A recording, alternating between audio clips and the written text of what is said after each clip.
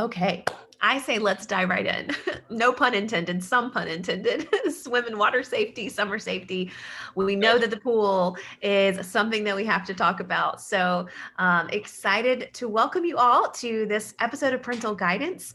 We have done more than 20 of these episodes, dozens and dozens of these episodes, and there are more available to you. So if this is your first time to join us, we welcome you. If you've joined us before, you know how this works. You can go back and watch previous episodes at jacksonevents.org. So I will remind you of that throughout our evening tonight. But jacksonevents.org, bookmark that or write it down, because there are tons of topics that you can go and learn more about, watch previous webinars. And we'd also love to know, what topics are you interested in seeing as we cover more topics in the fall? So we want to keep bringing you relevant resources. So you can put that in the comments in the chat box anytime and let us know what topics you would like to see more of. But my name is Sierra Bragan, and I am the owner and founder of Miami Mom Collective, and we are Miami's premier parenting resource and community.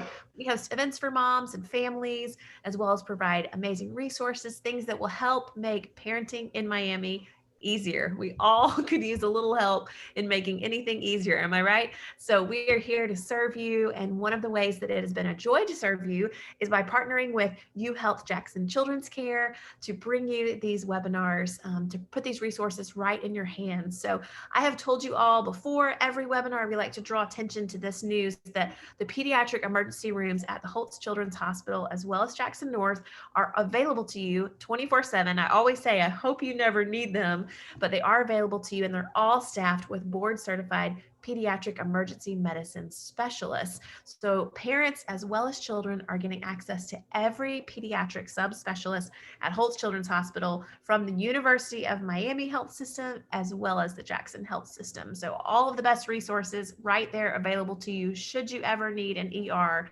If you ever need just a children's ER, the Holtz Children's Hospital is actually 24-hour kids only. So I love that, because you don't ever want to, sometimes you're like hesitant about taking your child into an ER where they could be seeing who knows what else. So Holtz Children's is 24-hour kids only emergency room. And also the doctors and nurses there are certified in pediatric advanced life support. So tuck that information away. Again, I hope you never need it, but those are great resources available for you. And I have to say, tonight is really a special opportunity, because the doctors that are joining us tonight, I hope this is the only context that anyone listening ever sees them in, because they are actually emergency specialists. And so if you were to see them any other way, it's going to be because you're in an emergency. So I just hope and pray that this is the only way that we interact with you in this sort of capacity. So it really is going to be a treat that we can offer questions right now. So if anyone has a question throughout our time together, I'm going to direct you to the bottom of your screen. There's a Q&A button, so you can click that at any time and drop a question there, and we'll do our best to get to all of those. But we're going to dive right into summer and water safety. I want to introduce you to our two special guests tonight.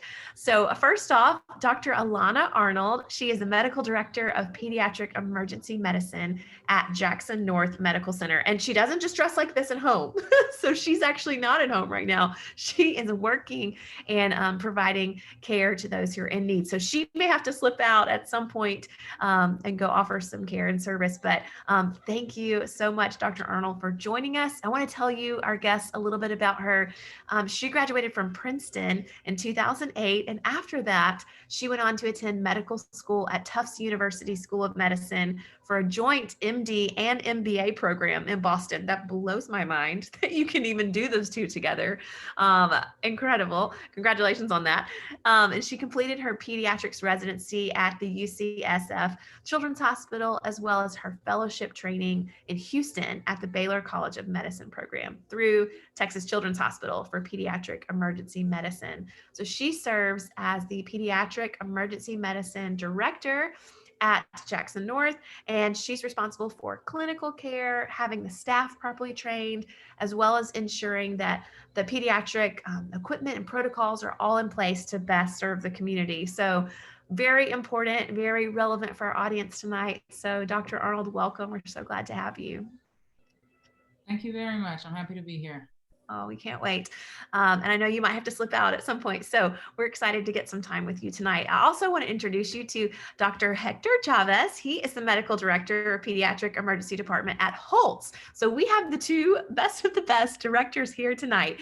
He graduated from the Morsani College of Medicine at the University of South Florida in Tampa, and he went on to complete his pediatrics residency at Johns Hopkins All Children's Hospital in St. Petersburg, Florida. And so he completed his fellowship in pediatric emergency medicine at St. Paul's Children's Hospital in Minneapolis, Minnesota. And he's been at Jackson Memorial Hospital for 20 years, since he was, I think, 15, right?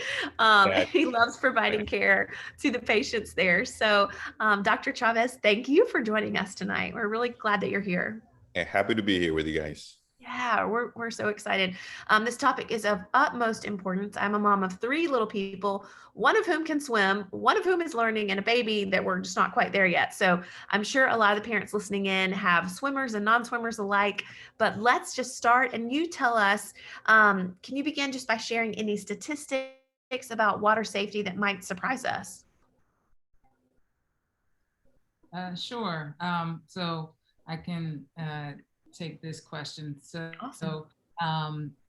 Drowning, unfortunately, in terms of statistics, it's a leading cause of injury in the U.S. in children aged 1 to 4 years old. It's actually the 3rd leading cause of unintentional injury and death for kids aged 5 to 19. So it's very common, unfortunately, and has a very high morbidity. Things that contribute to that morbidity certainly include like how long the child is submerged in the water, how long the respiratory and like CPR efforts go on. And so that can certainly affect the outcome. Right. One thing that is important to note, especially being in Miami, our patient population is very diverse in terms of Black and brown kids. And unfortunately, based on research from the CDC in 2014, shows over 60%, about 64% of African Americans and about 45% of Latino children have little to no swimming ability. And so that's why this topic is really important, especially living in an area where you have bodies of water all around. You have a significant portion of kids who just aren't equipped with the skills to be in the water safely. One other thing to mention, just in terms of correlation, it was found in that same study that if parents who have little to no swimming ability, those rates of lack of swimming ability in kids were even higher. So on the order of 78% in African Americans and 62% in Latino children and 67% of Caucasian children, if their parents weren't swimming proficient, those were the numbers that you would see in those patient populations. Wow, that's interesting. And that's a statistic I've never heard. I've heard, that it's the leading cause of death in children ages 1 through 4, which is just staggering. And then to think up until age 19, but I've never given the thought to, if like a parent can't swim, they may not be being as proactive to help their children learn to swim or put them in a swim class. So that's an alarming statistic, but one that is reality. And then, like you said, here in Miami, there's water all around. And so we've got to be diligent to get our children equipped to be safe around the water, because it's just everywhere. So tell us, when should our children learn to swim? Well, let's go back a little bit, because I also want to address a couple of things that you mentioned earlier. Well, you did say that the kids 1 to 4 are the number one cause. Something that I found very interesting is that 70% of the kids who drown in that age group are not during swim time, which means it's not when the parents take them to swim. It's actually when they go to somebody's house or they're doing something that they are and they get into trouble. So just because, when you have a pool at your house and when you have people over, you need to be aware that your kids may be old, but the families who are coming may have kids who are at risk of drowning. And from a personal standpoint, I can tell you that having been in South Florida for 20 years, we used to not see as much drowning. Since the pandemic opened up again, we're seeing more drownings in the past, 6-7 months than we did in the previous, several years. So this is a very important topic right now, because We have a lot of people who are new to the area, and just people have learned the guard down. So it's not only when you are near, when you're supposed to be with those kids in the water. It's at all times that you need to be alert and be aware of all the potential sources of drowning in kids. But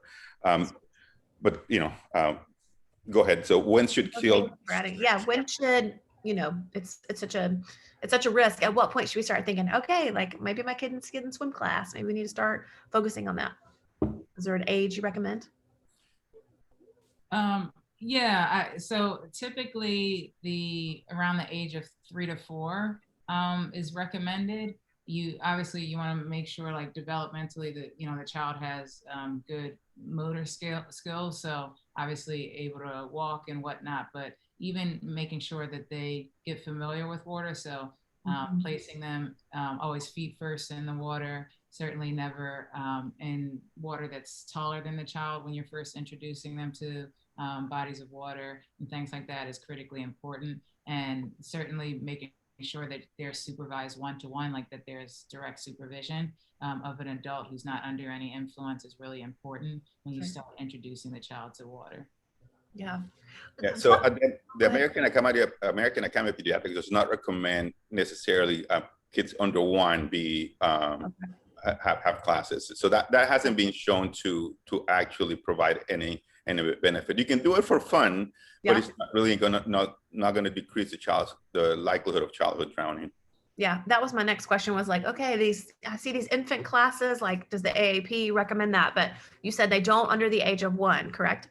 Correct. All right, talk to us about what we should look for in a swim lesson, an instructor, because some people are like, oh yeah, sign them up, but what should we look for specifically when we're signing our kids up in the lessons and the instructor? So typically you want to make sure, I would always recommend first go and observe some of the classes to make sure that you're comfortable as a parent or caregiver with the content and like the attention that they're providing for the children during the classes. And another key thing is making sure that they gain the skills necessary to be safe around water. It's not specifically about learning, freestyle and breaststroke and backstroke and all that, but it's more about how do I be safe? So knowing how to tread water for at least 1 or 2 minutes is really important. Making sure they can safely enter and exit the water, like in terms of like a pool environment or something.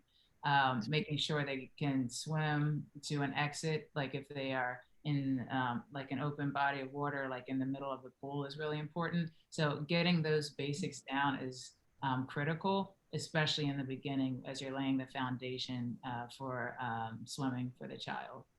That's good. That's good. Such a reminder. I'm glad you said, it's beyond just the skills of swimming, but the skills to stay safe. I put my 2-year-old in a swim lesson, and one of the first things they did with him is just taught him they made it a game. Like, this is the way we walk the wall, and walking the wall of the pool to like teach him, we always get to the wall, so that's great things to look for. But are swim lessons enough? It's not, is that enough? What are other ways we can help our children?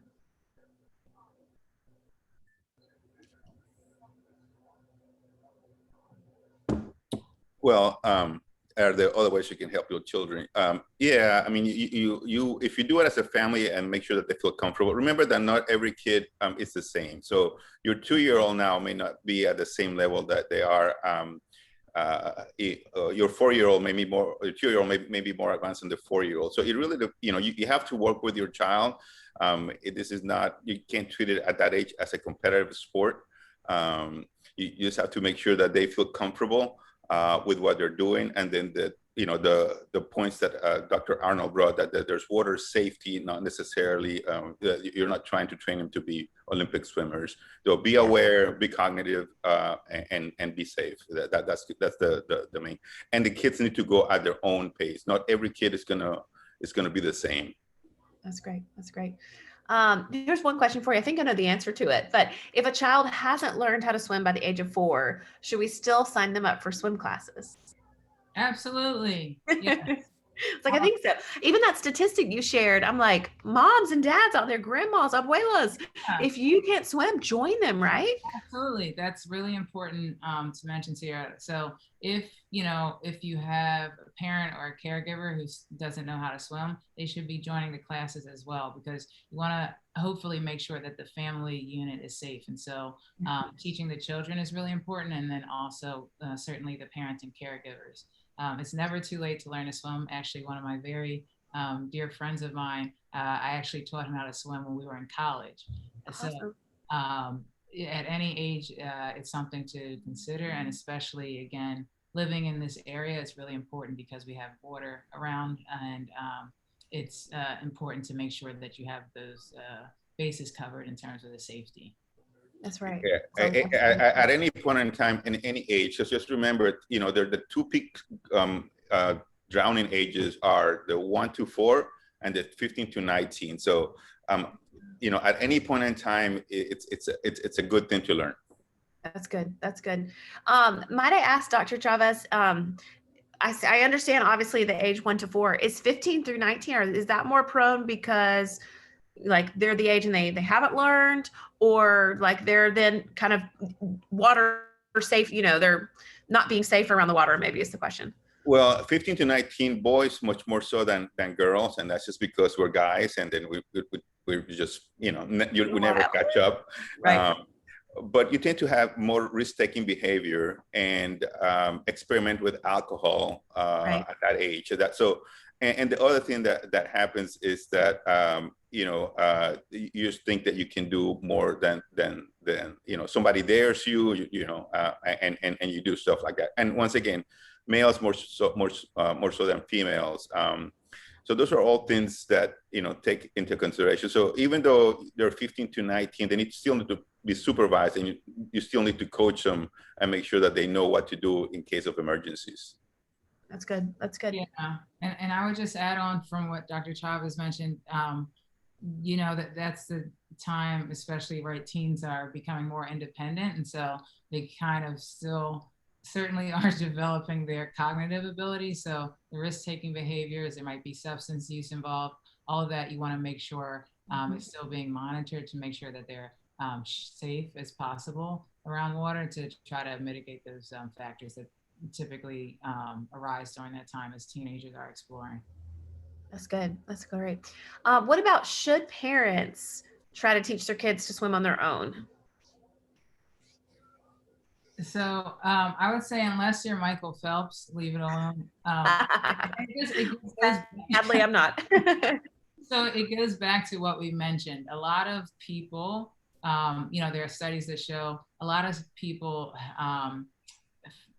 have a perception of their swimming ability much higher than it actually is, right? And so I've had people say, oh, certainly I know how to swim, but they're not able to tread water. They're not able to hold their breath. They're not able to, swim 25 meters uninterrupted. So that perception is where people get into trouble. And so that's why we always recommend, if you want to have your child learn to swim, then it's best to go to those professional classes. There's tons of classes available through your Y that are free. And also, just if you go to like miamidade.gov, the website, you can search for swim lessons, and it'll pop up. So we always do recommend the lessons just for those reasons, because unless you're trained in laying down the foundation for swimming, you should leave it to the professionals.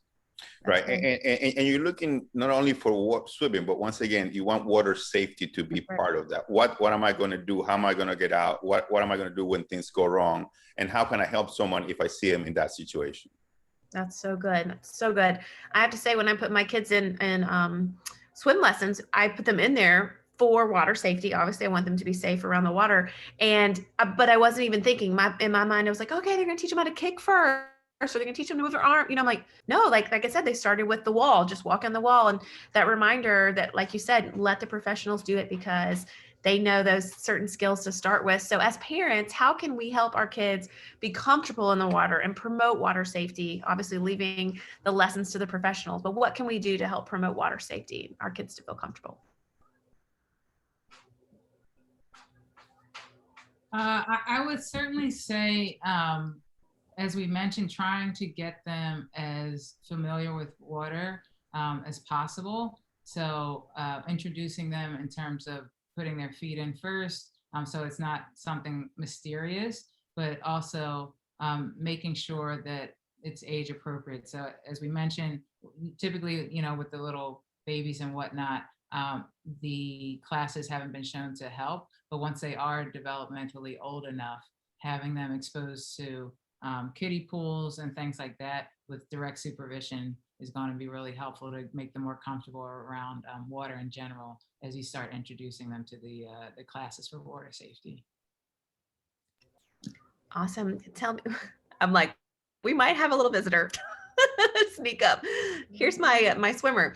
So I hope she's listening to these things because it's important.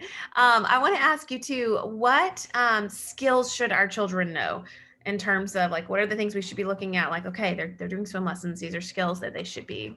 You mentioned, treading water, things like that. Oh, go ahead, Hector. I mean, so once again, it's age dependent, but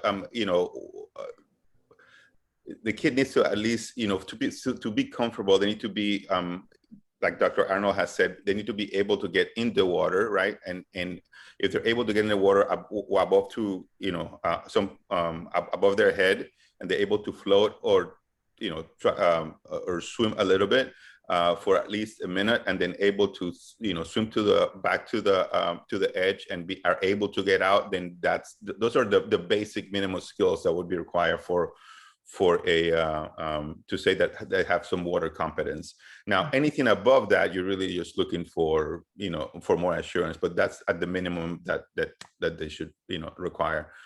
As they get older, obviously we'll start with that, but you progress into, different levels of safety. Yeah, and I would also add, in that repertoire, I don't recall if we mentioned it earlier, but also knowing how to hold your breath, right? So treading water, but also knowing to hold your breath if you are submerged and things like that is really, really important.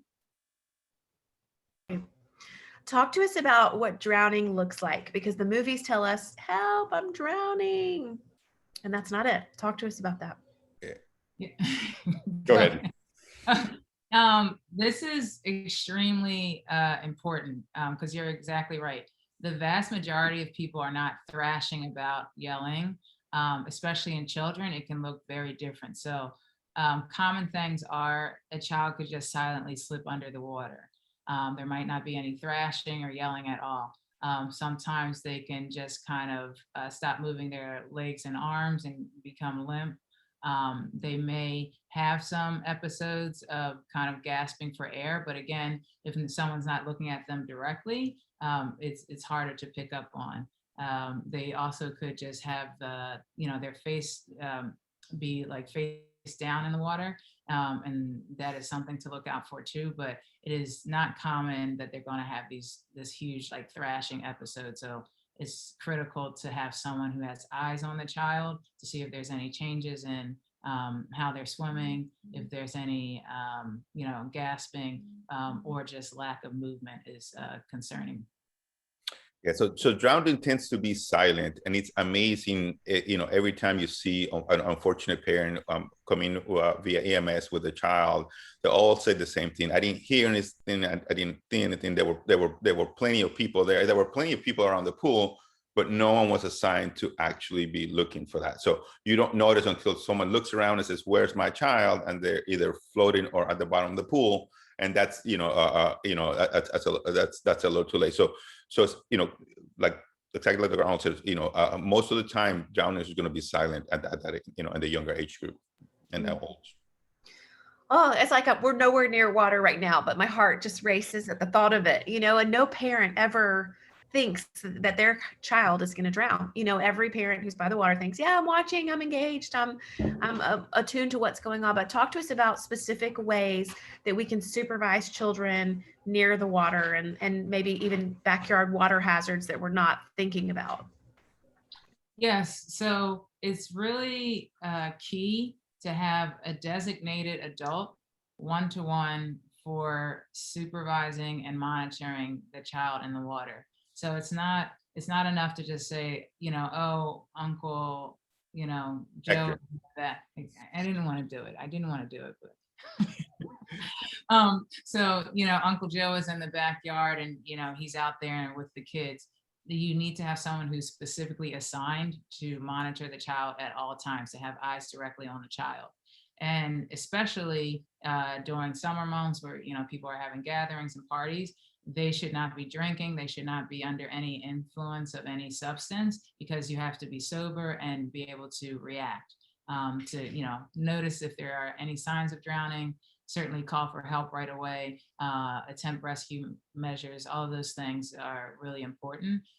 So I would say that's number one, to make sure that there's a responsible adult who's supervising.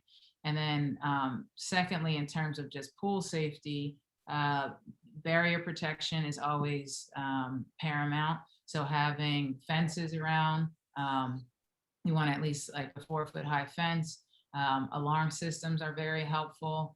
And just overall, like, coverings and barrier protection is going to help to try to mitigate the child going in unsupervised to these pools and everything. Yeah, and it helps when you switch the designated watcher after 30 minutes, because if you have the same person all the time, then they tend to lose their sense of urgency. So it's always good to have the adult person be switched every so often. And we've had cases where there's a young teenager observing. So any distractions, you can't be watching the game and the kids at the same time. That's why it's good to switch. And especially when it's teenagers, they tend to get on the phone and just looking down. Like every parent tells you, I turn my head for 2 minutes. So when you're assigned to that task, that needs to be your task. You can't be watching the game. You can't be checking Facebook or your Instagram or anything like that. You need to just be concentrated and realize how important that task that you've been assigned is. That's right. One thing that a question that we received, and then I hear a lot about as well, I'd love to hear from you on this, but the term delayed drowning, or sometimes people think you swallow a lot of water and then maybe you put the baby down for nap or something. Can you talk to us a little bit about that, or is that something we should be concerned about? That was a myth that that was came out a few years ago after there was a kid, I think in Texas, who had a drowning episode, and then 2 weeks later had an episode, had a mild submersion, and the kid was sick from something else. So delayed drowning is not something that is actually medically proven. It was more of a media-made illness. Because when that happened, we had so many parents who rightly, my kid went underwater for 5 seconds, they were fine, and 5 days later they got a fever and a cough, and they think that one had nothing to do with the other. So delayed drowning is not a real thing. That is good news. And that's a reminder why we should get our medical news from trusted professionals. I will say, I remember last summer laying a baby down for nap and thinking, not a baby, maybe a 3-year-old. And I was like, goodness, she swallowed some water. She coughed up. Is she safe? So thank you for clearing the air for us on that. That's good news. When we think about drowning, and water safety, we immediately go to the pool or the lake or the bay, whatnot, the ocean. But what are other hazardous areas that we might not be thinking about in the home? And Dr. Arnold, I know if you need to slip out, we appreciate you joining us. So at any point you need to slip out, you may, but thank you again for joining us. But let's talk about other areas, around the house that can be dangerous to babies and toddlers. So we talked about the peak age of 1 to 4 kids, but kids less than 1 year of age, the number one place they're going to drown is going to be in the bathtub. And once again, if you're less than 1, number one place is going to be a bathtub. So bathtub safety is very important. You need to have hands-on your child at all times, and you need to not be on your phone or answering phone calls or anything like that. It only takes a few minutes. I tell parents, if you're not, you can hold your breath if you're not touching your child, and then that, so you can realize how long it is. But kids under 1 can drown in toilets. So you need to water safety have water safety around the house. Buckets, we see when there's construction or something else going on, those kids are curious, they're just trying to crawl, and they'll make it in and just put their head down into a bucket of water, and then they can't really they can't really get out. So you need to make sure that there's no potential source of water where your child may be able to drown. Always, if you have a kiddie pool, always make sure that you empty the water. If you're in the bathtub, let the water out once the kids are done. So those are things for that age group. For the older age group, water sources are ponds or lakes and or canals here in Miami that you just need to be aware that they can those are all places that drowning can occur. That's good. Well, one other thing I just wanted to add, as Dr. Chavez mentioned, especially for the babies, when you are practicing bathing them and whatnot, a simple rule of thumb is kind of like the one touch rule. So you always want to keep one hand on the child at all times when you're bathing them. So I always say, like, if it's bath time, prepare, have everything that you need right within one arm's reach, so you can always have contact with the child, the baby, and then grab, whatever you need that's easily within arm's reach, instead of turning your back or exiting the room, something like that. So always just make sure you have contact with the baby. That's so good. I love that. Always keeping one hand on, because even those little baby seats that you set in them, they give a false sense of security because those things can topple over so easy. So always keeping one hand on the baby. And then I love what Dr. Chavez said about immediately when bath time's over, draining the tub, because sometimes, I'm guilty. I've caught myself before going, oh, I didn't pull the drain. I went and put the towel on the kids and dressed them and put them to bed even, but still it's a good habit to just always drain that out. So great tips. Thank you. Let's go back again to just the topic of drowning, and what would we do if we come across, heaven forbid, a child or a teen that is drowning? How do we intervene, and what should we do? Well, first you have to make sure that you're safe yourself, because we have had cases where, you don't know how to swim and you jump, and then really we have two victims instead of one. So ideally you pull out the victim without you yourself putting yourself at danger, right? Because so if you can get them, if you throw them a life car or something that floats so they can hold on and pull them in, then you can. If you feel comfortable trying to get them out, then and you're successful, then you get them out.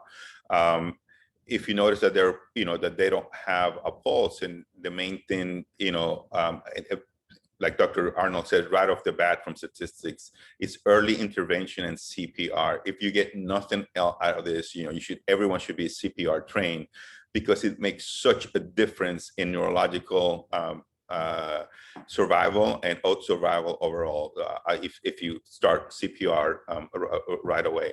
So you would start CPR, two breaths and then 30 compressions until you get and then call EMS. So first of all, make sure that there are not two victims, right? So make sure that you are in a position where you can help out. Try to get them out without you go in the water. If you can't, if they go out down, then you pull them out and start CPR and activate EMS. And at that point in time, if you have access to an AED, a defibrillator, then you would put it on. But the first thing is just get them out, start CPR as soon as possible. And the main concern we see with parents are always, when they do CPR at the scene, I didn't want to hurt them. If they don't have a pulse, if they're not breathing, then you can't hurt them. You can only help them. Right. So don't put that. Just as long as you're doing something, that's going to be more beneficial than standing around and just letting time go by. That's so good. Yeah. And I would add, especially nowadays, where pretty much everyone has a cell phone. Whenever you're in these types of settings, you should have someone certainly observing the kid, and if there are any signs of distress, like Dr. Chavez said, you want to try to rescue them. But I would say even at that time, have someone activate EMS. So call 911 ASAP, and even while those efforts are going, to try to retrieve them, because the sooner the better. To have professionals on the scene is really important. And then check for a pulse, initiate CPR if needed, but have someone who calls 911 right away. That's good. Every second matters in that moment. Right. And someone needs to take action, because what you notice is you have everyone at the pool and no one jumps in. And even I was at the beach one time and there were tons of people, and these people were going on, but everyone's just standing around. You just need to take some action. That's good. Oh, talking about CPR, yes, everyone should be CPR certified. We have it. I know there's tons of free classes. Usually the fire department sometimes will do free classes in your community. So check that out. I'm sure the hospital offers things. So check out. Talk to us about the difference in CPR for like a little infant versus an older child or a teen. Isn't there a little bit of variance there? Go ahead, Alana. Yeah, so they have, courses, as we mentioned, in terms of CPR for infants versus, like infant and pediatric trained versus adult. So you do want to, I would say, if you go to like the American Heart Association website, they offer free classes and whatnot. As you mentioned, firehouses will offer them, but try to get certified as soon as possible because, depending on the size of the child, right? So infant CPR, you want to be doing like a 2-thumb method or fingers, versus if it's a larger child or adult, you're doing kind of the classic, what you see in movies, middle of the chest compressions and whatnot. Exactly. So I would say certainly, especially if you are going to any of these gatherings and whatnot, just get CPR certified, because as Hector mentioned, it's often you have tons of people, but they're just kind of standing around. And so if you can be that person to initiate CPR as soon as possible, you are undoubtedly going to help that child's outcome for sure. You're drastically going to increase their chance of normal neurologic outcome and overall survival. That's good. Those of you listening, if you come away with anything, here 2 ER doctors telling us get CPR certified, and not only by the pool, or water. This is a life-saving skill that you will have to use, heaven forbid, anywhere that you would need to, but so important. So thank you. We talked about teens around the water and why they're a little bit more dangerous. Talk to us about ways we can help keep them safe, our teens. Well, once again, education, prevention, have communication with your teenagers. So teenagers actually tend to drown in open water spaces. So more at the sea than the pools, lakes, and rivers. We don't have that many rivers here in South Florida, but statistically speaking, that's where they tend to make sure they're aware if there's a riptide going on, and they know their own limitations, and that they know how to act if they see if they see an emergency, recognize what to do.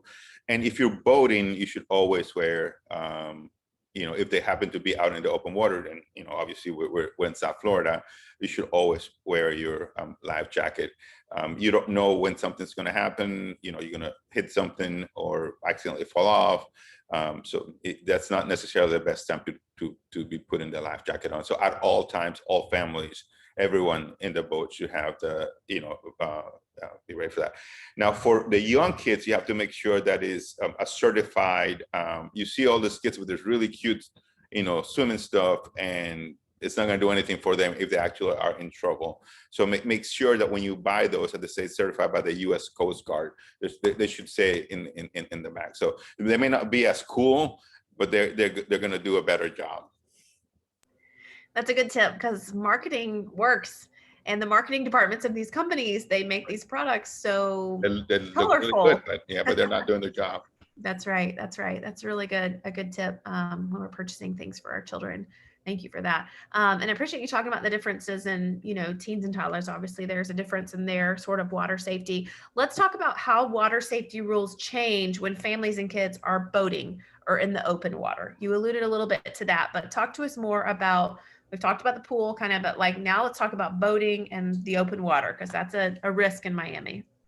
It is, and I think that those, we're all guilty of that. You go out, you have a good time, but once again, depending on the age group, there needs to be someone who is going to be in charge, taking turns, looking at the younger kids, talking to the teenagers, making sure that they know that they can't swim, certain areas. Try not to get them to dive in first, because kids tend to hit their heads because they think they're gonna. So always try to go in first unless you're really comfortable with that. So it's pretty much all of the same concepts, but just, in the open water. I would say that if possible, wear the life jacket at all times, so just be aware of your surroundings, because even though you may be doing safe stuff, the people around you may not. So that's very important too. Yeah, yes, I agree. I would certainly say, basically, as a rule of thumb, you want to have a life vest for every person who's going out, regardless. Just because the water conditions can change very quickly. And as Hector mentioned, if something happens and someone goes overboard, you want to make sure that everyone is covered. Another thing I'd like to mention in terms of the different age groups, a lot of times the tweens and teens are hanging around the younger kids. So educating them about water safety is really important, and also signs of drowning is really helpful, because sometimes you'll have a whole family and you have different ages. So if your 15-year-old is out with their 7-year-old cousin, it's really important for that 15-year-old to know and recognize signs of drowning so they can render assistance, and most importantly, alert someone. As we were saying, get help, get 911. It's really important so that everyone's on the same page in terms of the water safety. So good, so important. And even just a reminder, to train others to be aware of things around the water. I even tell my 4-year-old who, she can swim, but I'm like, if you see someone else who shouldn't be in the water, your little brother should never be in the water, coaching them through that. And like a broken record, I've said it 1,000 times, but I think we can never say it enough. And even I had the thought today, I was actually swimming with her today. She's, again, a good swimmer, but we swam for a large portion of the day. So by the end of the day, she's very tired. And I noticed the things that are typically easy for her she was struggling.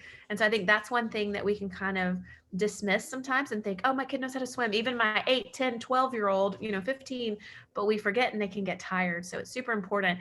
Talk to us about life jackets. Obviously, you said everyone on the boat should have one. Of course, children should wear one. Even if I'm a good swimmer, do I need one? I think I know the answer. Yeah. Yes. Especially in open water. Yeah, Alana and I agree. Yes. That's the short answer. FDA approved. Yes, everyone should have one. That's great. That's good, of course. I want to thank everyone who's been listening. And if you have any questions, you can drop those in our Q&A box right there, and we'll do our best to get those right here before Dr. Arnold and Dr. Chavez. But this is such an important topic. Thank you. I feel like it's a topic, again, that sometimes I can go, oh yeah, water safety, I know all about it, but no, it's just, we can never tire of hearing these things. I learned something new, a number of things new tonight. And I feel like in some ways I try to stay on the forefront of this stuff. So thank you for spending your time with us this evening to share more. It truly is life-saving information. And again, those who are listening in, I hope and pray you never have to see Dr. Arnold or Dr. Chavez in their natural habitat in the ER. But just thank you for spending the time with us tonight and sharing this important information. We're very, very grateful. Any closing thoughts that you'd like to leave us with, or things you want to just remind our audience as we're thinking about water safety? I think the stats that Dr. Arnold said at the beginning, number one cause of death in kids 1 to 4, one of the leading causes of death in 15 to 18 years of age. So it's not going to be infections. There's a lot of other things that parents assume it's going to be. So just know what it is, prepare for it. Go to the Red Cross, become CPR certified, take a water safety course. Be aware of your surroundings. Those are key points. Yes, I would echo that. And then always have a designated sober adult supervising 1-to-1 life vest, as Dr. Chavez mentioned, and start the water safety as soon as the child's able, like developmentally. There's tons of free classes. Go to your local Y, check out miamidade.gov for the free classes. And especially caregivers and parents learn how to swim as well, because you're there supervising and you want to be able to render assistance. And if you do notice anyone who's in trouble, call 911 right away. Activate the EMS system as you're trying to assist them. So good. Great info. And you're never too old to learn. So don't let pride keep you from being in a place that you could save others' lives, and you could save your own life by being able to swim. So if you are sitting and you're watching, or you know someone, and you think, I don't know how to swim, or they don't know how to swim, but they're older, don't let that discourage you. Just like Dr. Arnold said, how she taught a friend in college. Please, please, please get that life-saving skill for yourself, for your children, for your family. I want to draw your attention to a couple of closing thoughts as we're rounding up. First of all, Dr. Arnold, Dr. Chavez, thank you for not only your wisdom, but your patience and your grace as my little person peeked in here. You know, it's a family affair around here, family events. So we need to do a parental guidance on how to properly discipline your children when they interrupt your webinar, because I need some skills. No, I'm teasing. But thank you for letting her pop in.